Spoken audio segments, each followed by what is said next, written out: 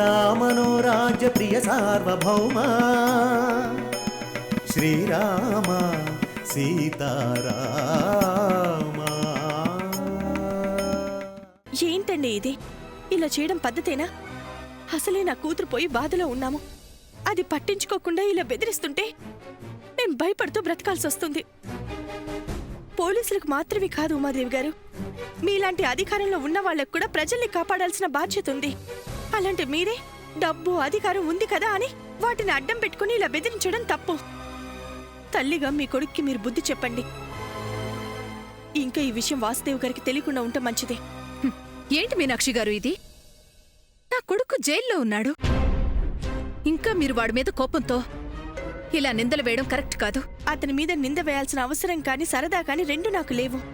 ఇప్పటికైనా మీరు వాస్తవాన్ని గ్రహించి కొడుకుని వెనుకేసుకొని రాకుండా అతనికి నచ్చజెప్పండి. మరో తప్పు వైపు అడుగు వేయకుండా చూడండి. మీ కొడుకు ఫోన్ వల్ల నేను భయపడుతూ వెంటుండి మరీ నా కొడుకుని స్కూల్ దగ్గర పంపాల్సొచ్చింది. మీకు దండం పెడతాను, ఇప్పటికే నా కూతుర్ని నాకు దూరం చేశారు. మిగిల్చిన శోకం చాలు. మీ కొడుకు బెదిరింపుల వల్ల భయంతో ప్రాణాలు గుప్పెట్లో పెట్టుకోవాల్సి వస్తుంది. ప్లీజ్ మీ కొడుక్కి మీరు నచ్చజెప్పండి. ఇంకో తప్పు చేయకుండా చూడండి. ఒక తల్లిగా మీ కొడుకు తప్పు చేసి జైల్లో ఉంటేనే మీకింత బాధగా ఉంటే, కూతుర్ని పోగొట్టుకొని మళ్ళీ కొడుకుని చంపేస్తాను అంటే తల్లిగా నా బాధ ఏంటి, నా పరిస్థితి ఏంటి ఒక్కసారి ఆలోచించండి.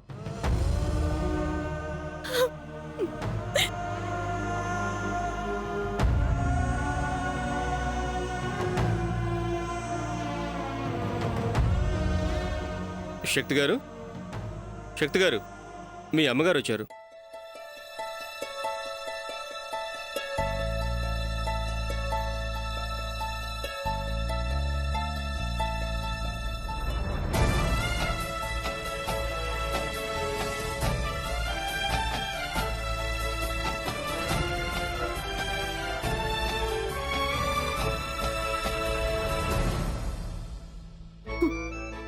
శక్తి, ఏంటమ్మా, జైల్లో ఎలా ఉన్నాడు, కటిక నేల మీద ఎలా పడుకుంటున్నాడు, సత్తు పల్లెంలో ఎలా తింటున్నాడు అని చూద్దామని వచ్చావా అమ్మా? నా వల్ల కావడం లేదమ్మా, ఉండలేకపోతున్నాను. శక్తి, బాధపడకురా. ఆ వాసుదేవుని బెదిరించి కోర్టులో సాక్ష్యం చెప్పకుండా ఆపుతాను. సాక్ష్యం లేకపోతే నీకు శిక్ష పడదు. నువ్వు తప్పకుండా బయటకొస్తావురా. అమ్మా, ఆ వాసుదేవుని ఏం చేసినా కోర్టులో సాక్ష్యం చెప్పకుండా, ఆ వీడియోని సబ్మిట్ చేయకుండా ఉండడమ్మా. అందుకే నేను ఆ మీనాక్షికి ఫోన్ చేసి వాసుదేవుని ఆపమని చెప్పానమ్మా. ఒరే శక్తి, ఆ విషయం మాట్లాడి వెళ్దామనే నీ దగ్గరకొచ్చాను. నువ్విప్పుడు డిస్టర్బెన్స్లో ఉన్నావు, ఆవేశంలో ఉన్నావు. ఇలాంటి పరిస్థితుల్లో నువ్వు మరో తప్పు చేయకూడదు. అమ్మా, అవును శక్తి, తెలియకుండా నువ్వు ఒక తప్పు చేశావు. భయంతో ఆ తప్పు సరిదిద్దుకోవడానికి మరో తప్పు చేశావు. ఆ తప్పుల్ని సరిదిద్ది నిన్ను బయటకు తీసుకురావాలంటేనే చాలా కష్టంగా ఉంది. నువ్వు ఆవేశపడితే బయటకు తీసుకుని రావడం చాలా ప్రాబ్లం అవుతుంది. నేను చూసుకుంటాను కదా. నువ్వు ఇలాంటి ఫోన్స్ చేసి మరో తప్పు చేయొద్దు ప్లీజ్ శక్తి. నీ దూకుడు స్వభావాన్ని తగ్గించుకోరా. ఏం చేసైనా సరే నేను నిన్ను బయటికి తీసుకుని వస్తాను. దయచేసి అంతవరకు ఓపిక పట్టరా. ఎలాంటి ఆలోచనలు పెట్టుకోకుండా అమ్మ మీద నమ్మకం ఉంచి ధైర్యంగా ఉండు. వస్తాన్రా.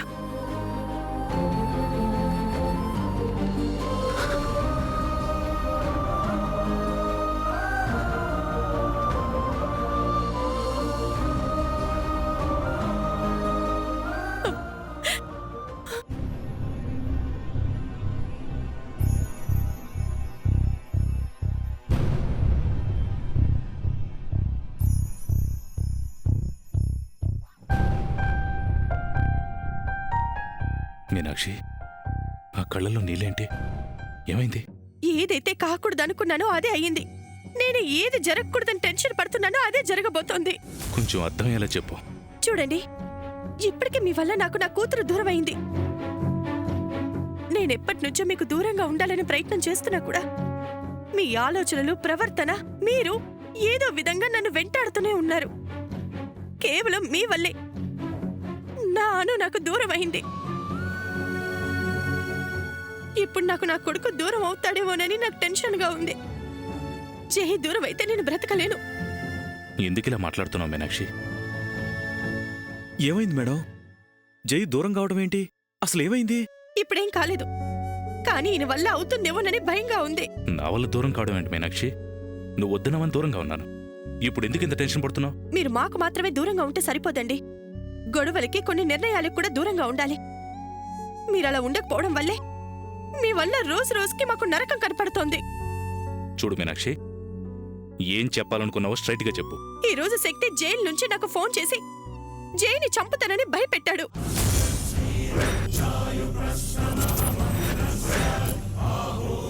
ఏంటి మీనాక్షి నువ్వు చెప్పేది? అవును, వాళ్ళు పెద్దవాళ్ళు, డబ్బున్న వాళ్ళు, రాజకీయాల్లో పలుకుబడి ఉన్న వాళ్ళు. తలుచుకుంటే అన్నంత పని చేస్తారు. ఫోన్ చేసి భయపెడితే నేనేం చేయాలో అర్థం కాక మీ దగ్గరికి వచ్చాను.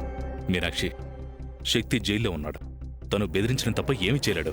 నువ్వు అనవసరంగా టెన్షన్ పడకు. నేను భయపడేది శక్తి కాదు, మీకు భయపడే ఒక విషయం చెప్దామని వచ్చాను. శక్తి అనుకి యాక్సిడెంట్ చేసి జైలుకెళ్ళాడు. జరిగిందేదో జరిగిపోయింది, కానీ జరగబోయేది మాత్రం మనమే ఆపుకోవాలి. అది మీ చేతుల్లోనే ఉంది. నా చేతుల్లోనా? అంటే జై నాకెప్పటికీ దూరం కాకూడదు. అలా జరగాలి అంటే మీరు రాజీ పడాలి. ఉమాదేవి కుటుంబంతో మీరు రాజీ పడి కేసు విత్డ్రా చేసుకుని శక్తిని బయటికి తీసుకొస్తే వాళ్ళకి మీ మీద కోపం తగ్గుతుంది. మీకు సంబంధించిన వాళ్ళ జోలికి రారు. మీరు కాదంటే జైని నాకు దూరం చేస్తారు. నువ్వేం మాట్లాడుతున్నావు నీకు తెలుస్తుందా మీనాక్షి? ఆ ఉమాదేవి కుటుంబంతో రాజీపడి శక్తిని బయటికి తీసుకురావాలా? ఆ శక్తి ఎంత పెద్ద తప్పు చేశాడో మర్చిపోయావా? మన కూతురికి యాక్సిడెంట్ చేశాడా? మన అనును మన నుంచి దూరం చేశాడా? అదంతా గతం, వదిలేయండి. జరిగిన దాని గురించి ఎందుకు? భవిష్యత్తులో ఎలా ఉండాలో అది చూసుకోండి. శక్తి లోపలున్నా బయటకున్నా మనకేంటి లాభం? కానీ వాళ్ళ వల్ల మళ్ళీ మనకి కష్టం జరగకుండా చూసుకోవాలన్నదే నా తపన. ఎలా చెప్తే నా బాధ మీకు అర్థం అవుతుందో నాకు తెలియడం లేదు. మీనాక్షి, అర్థం చేసుకోవాల్సింది నేను కాదు, నువ్వు. మన అనుకు అన్యాయం చేసిన వాళ్ళని శిక్ష పడకుండా వదిలివేయడం ఎంతవరకు న్యాయం? అను మీద నీకు ప్రేమ లేదా? తప్పు చేసిన వాడిని చూసి చూడనట్టు వదిలేయమంటావా? ప్లీజ్, ఇక చాలా ఆపేయండి.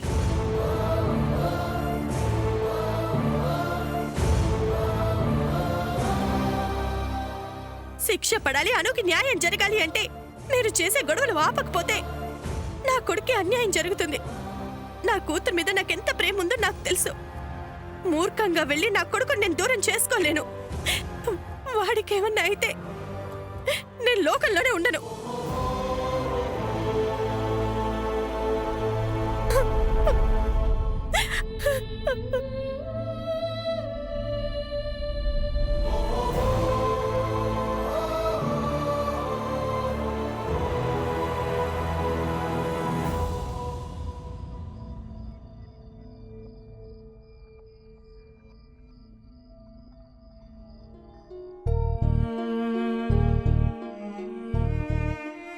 అమ్మా, అన్నయ్య దగ్గరికి వెళ్తానన్నావు, వెళ్ళొచ్చావా అమ్మా?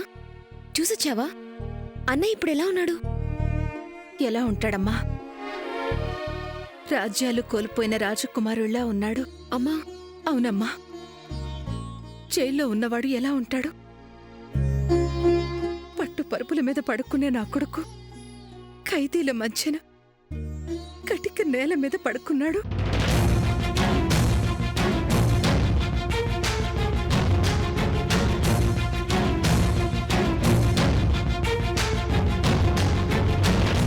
బంగారు పళ్ళెంలో పంచభక్ష పరమాణాలు తినే నా బిడ్డ సత్తు పళ్ళెంలో జైలు కూడు తింటున్నాడు. నవ్వుతూ నా కళ్ళెదురుగా సంతోషంగా తిరగాల్సిన నా బిడ్డ జైలు గోడల మధ్యలో ఏడుస్తూ కూర్చున్నాడు.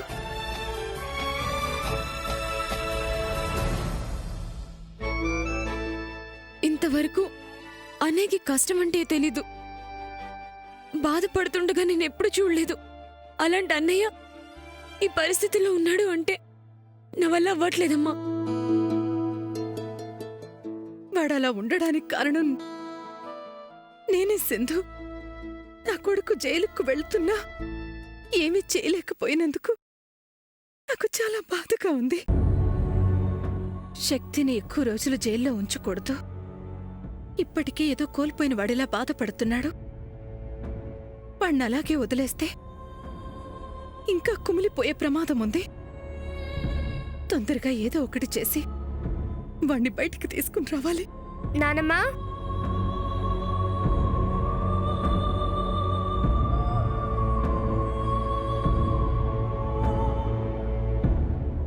ఇంకా బాధపడుతూ కూర్చున్నావేంటి నానమ్మా? ఆంజనేయ స్వామి పూజ చేయించి బాబాయ్ పరిస్థితి గురించి కోరుకున్నాం కదా. బాబాయ్ బయటికి వస్తాడు నానమ్మా. మీరిలా తిండి నిద్ర మానేసి బాబాయ్ గురించి ఆలోచిస్తే ఎలా నానమ్మా? మీరెప్పుడు నాతో చెప్తారు కదా నానమ్మా, నేను మా నాన్న దగ్గరికి వెళ్ళేసరికి ఆరోగ్యంగా ఉండాలి అని చెప్తారు కదా.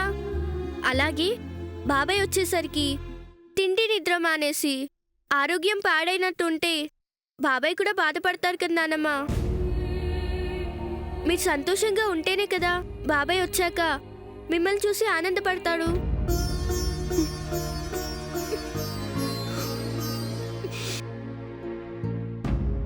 బాధపడకు నానమ్మా, నేను చెప్తున్నాను కదా, బాబాయ్ వచ్చేస్తారు.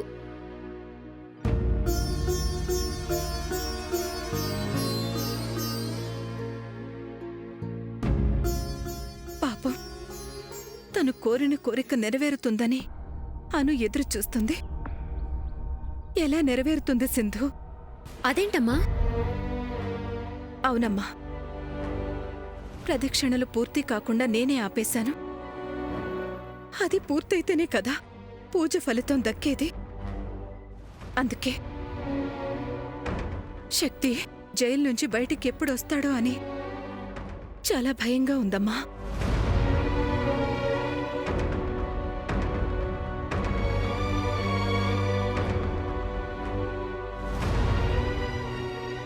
జరగబోయేది మాత్రం మనమే ఆపుకోవాలి. అది మీ చేతుల్లోనే ఉంది. మీరు కాదంటే జైని నాకు దూరం చేస్తారు. వాడికేమన్నా అయితే నేను లోకంలోనే ఉండను.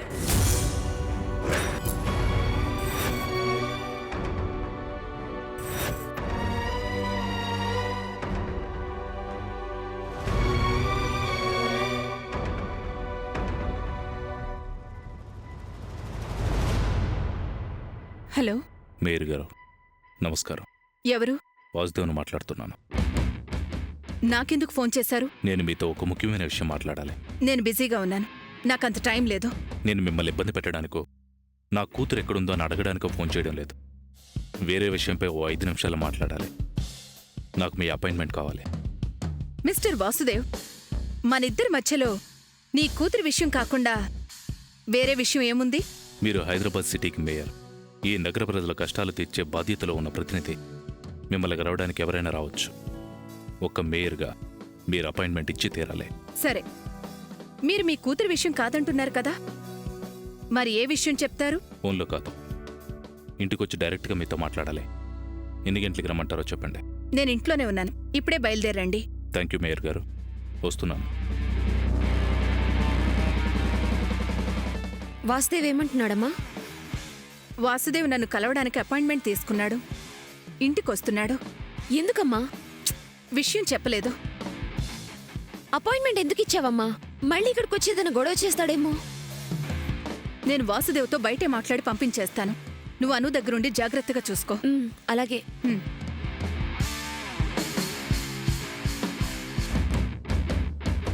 రవి సార్, నువ్వు అర్జెంటుగా వెళ్ళి మీనాక్షిని జైన్ తీసుకుని ఉమాదేవి ఇంటికి రా. ఏమైంది సార్? మేడం జై ఉమాదేవి గారింటికి ఎందుకు? ఇప్పుడు నాకు చెప్పే టైం లేదు. నువ్వు అక్కడికి వాళ్ళని తీసుకుని వస్తే నీ ప్రశ్నకి సమాధానం దొరుకుతుంది. నేను బయలుదేరుతున్నాను, నువ్వు వెంటనే వాళ్ళని తీసుకుని వచ్చాయి.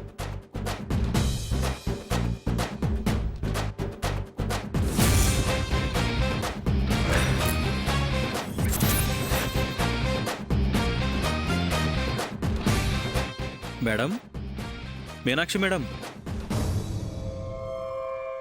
ఏంటి రవి గారు? మిమ్మల్ని జైని అర్జెంటుగా ఉమాదేవి గారింటికి తీసుకురమ్మని సార్ పంపించారు.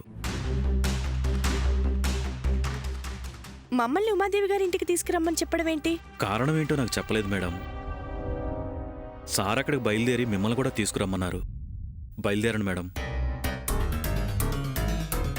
ఆయన రమ్మనగానే రావాల్సిన అవసరం మాకు లేదు. మేము రాం, మీరు వెళ్ళొచ్చు. అది కాదు మేడం, ఏదో ముఖ్యమైన విషయమే అయి ఉంటుంది. ఆయన గురించి నాకు తెలుసు రవి గారు. ఏ ముఖ్య విషయమూ ఉండదు. ఏదో విధంగా మళ్ళీ ఆ ఉమాదేవితో గొడవ పడి కొత్త సమస్యని సృష్టిస్తారు. అది నాకు ఇష్టం లేదని, ఆమెతో రాజీ పడమని ఆల్రెడీ నేను చెప్పాను. మేము అక్కడికి రాము. అలా అనకండి మేడం, అక్కడికి వస్తే తెలుస్తుంది కదా. రాను అని చెప్తున్నాను కదా. అమ్మా, ఒక్కసారి వెళ్దామమ్మా. బహుశా అను గురించి ఏదైనా ముఖ్యమైన విషయం అయి ఉంటుంది కదా. ఎందుకు రమ్మన్నారో ఏంటో వెళ్తే తెలుస్తుంది కదమ్మా. రేయ్, నువ్వు నోర్మయ్. రవి గారు, మీరు వెళ్ళొచ్చు. ఆవేశపడకండి మేడం, ఒక్క నిమిషం మేడం. సార్కి ఫోన్ చేసి అసలు మిమ్మల్ని ఎందుకు తీసుకురమ్మన్నారో కనుక్కుంటాను.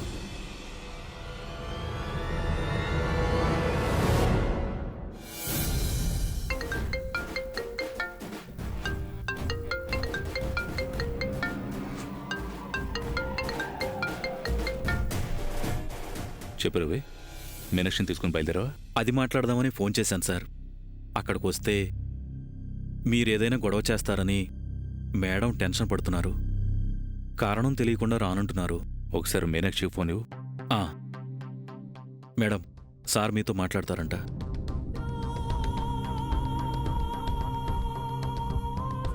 హలో మీనాక్షి, నేను రమ్మంటుంది ఉమాదేవితో గొడవ పడ్డానికి కాదు. నన్ను కలిసి ఆ ఉమాదేవితో రాజీ పడమన్నావు కదా, లేకపోతే ప్రాబ్లం అవుతుందన్నావు కదా. ఆ సమస్య తీర్చడానికే నిన్ను జైని రమ్మంటున్నాను. మేమక్కడికొస్తే సమస్యలా తీరుతుంది? ఖచ్చితంగా తీరుతుంది మీనాక్షి. శాశ్వతంగా నీకు ఎటువంటి ప్రాబ్లం ఉండదు. జైన్ తీసుకుని అక్కడికి రా, నీకే తెలుస్తుంది.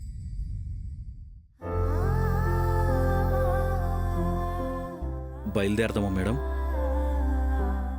చెప్పమ్మా, వెళ్దామా? పద. రండి మేడం. ఎస్ఐ గారు, ఎస్ మేడం. వాసుదేవ్ ఏ క్షణానైనా రావచ్చు. మీరు అలర్ట్గా ఉండండి. Okay madam.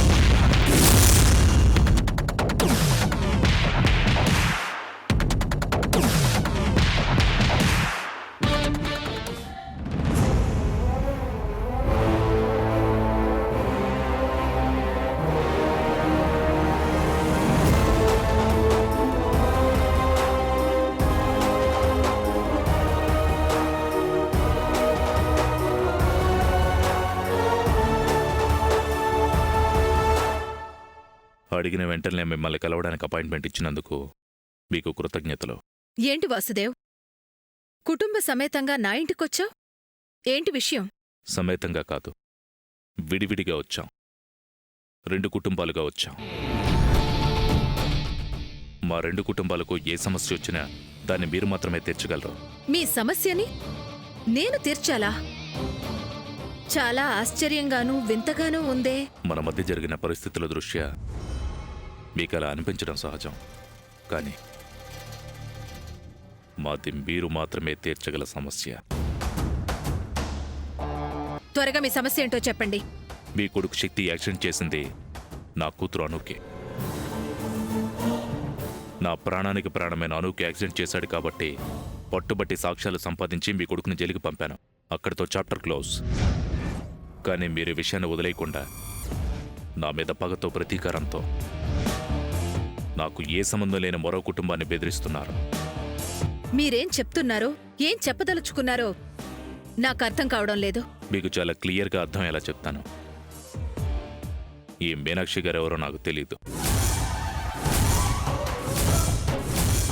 ఈవిడ కొడుకు జైతో కూడా నాకెటువంటి సంబంధం లేదు. వదులుకోను.